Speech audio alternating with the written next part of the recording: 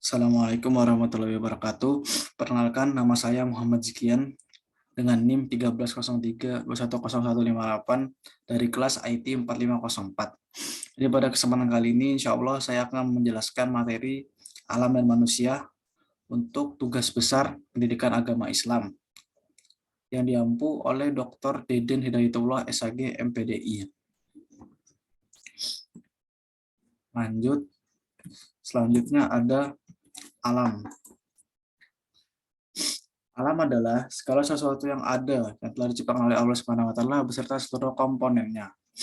Alam dibagi sebelumnya saya akan membahas tentang komponen alam. Komponen alam sendiri banyak ya, termasuk sumber daya alamnya, terus benda hidup atau benda mati. Jadi untuk benda matinya itu banyak sekali, contohnya seperti batu, kayu, air, dan lain-lain. Lalu contoh untuk makhluk hidupnya itu termasuk kita sendiri manusia, keanekaragaman hewan, serta tumbuhan. Lalu untuk alam sendiri dibagi menjadi dua, yaitu alam syahadah dan alam gaib. Alam syahadah, alam yang biasa kita sebut dengan alam semesta ini, alam yang dapat dirasakan oleh panca indera manusia. Lalu ada alam gaib yang merupakan lawannya, yang tidak dapat dirasakan oleh panca indera manusia. Contohnya alam gaib ini seperti alam jin. Karena alam jin berbeda dengan kita, berbeda dimensi, maka kita tidak dapat merasakannya, walaupun mereka ada di sekeliling kita. Lalu tahapan manusia, tahapan alam yang dilalui oleh manusia. Kita sendiri lahir dunia ini bukan langsung begitu saja lahir, tetapi kita juga telah melewati semacam fase dan akan terus melanjutkan fase sampai di mana kita akan di titik yaitu antara surga dan neraka. Jadi untuk alurnya yang pertama adalah alam kandungan, yaitu saat di mana manusia berada di dalam tempat paling aman, yaitu di dalam rahim ibu, yang merupakan fase pertama kita sebagai kehidupan awal untuk perjalanan kita menuju alam akhirat. Yaitu yang kedua adalah alam dunia, yaitu sekarang ini yang kita rasakan, yang kita tempati, yang merupakan tempat kita untuk mencari bekal sebanyak-banyaknya untuk kehidupan yang kekal, yaitu akhirat. Dan di fase inilah yang akan menentukan apakah kita dapat mencapai kebahagiaan yang tiada akhir, surga, atau siksa yang amat menyakitkan, yaitu neraka. Lalu alam selanjutnya adalah alam barzah atau kubur.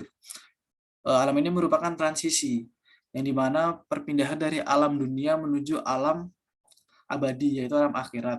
Nah, di mana ini merupakan awal mula dari kebahagiaan tiada tanding, taman-taman surga, atau kesengsaraan yang amat menyakitkan, yaitu jurang-jurang neraka. Lalu yang selanjutnya adalah alam akhirat, yaitu alam kekal, di mana alam kita seluruh kehidupan berada. Bukan hanya manusia, tetapi seluruh makhluk hidup yang Allah ciptakan. Di alam ini juga merupakan alam mempertanggungjawabkan seluruh apa saja yang kita lakukan selama dunia tanpa terkecuali.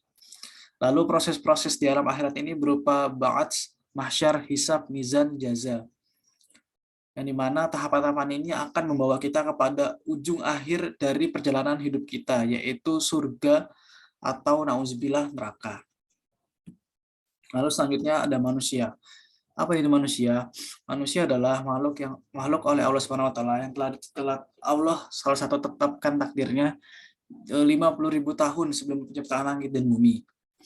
Diciptakan oleh Allah Subhanahu wa taala dari tanah, yang dimana setelahnya ditiupkan ruh untuk kehidupannya, serta memiliki akal dan hati sebagai penopangnya. Jadi kita manusia ini telah dilengkapkan akal dan hati untuk melawan segala macam godaan dunia, termasuk syahwat dan setan.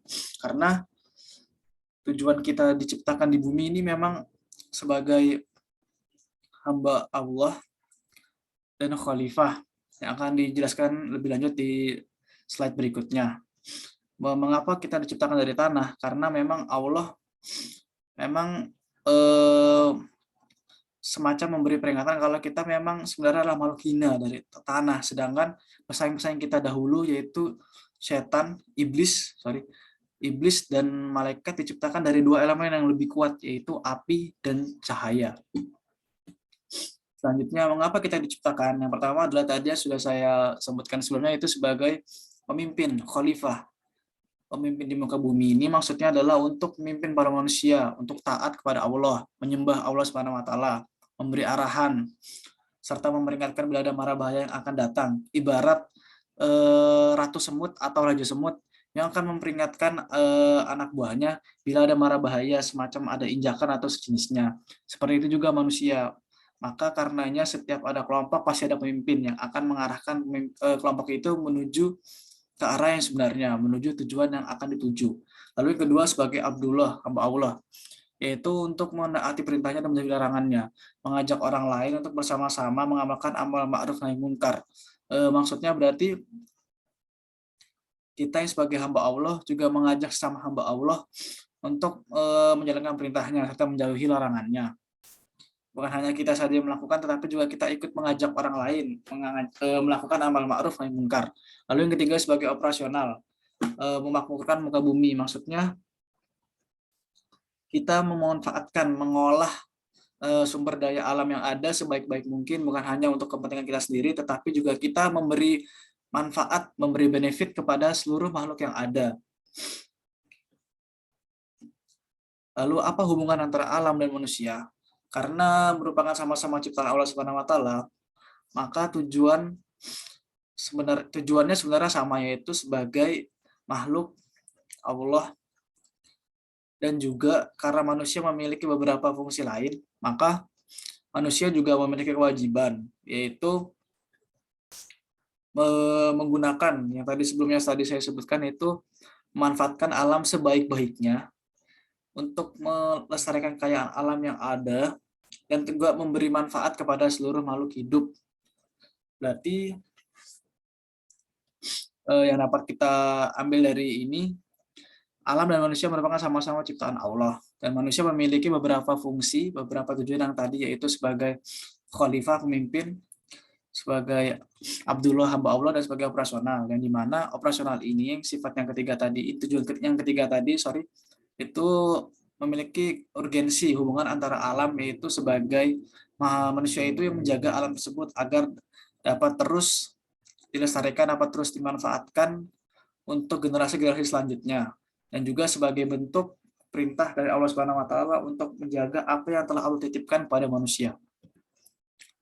Mungkin itu kurang lebihnya dari saya. Mohon maaf bila ada salah kata dan perbuatan.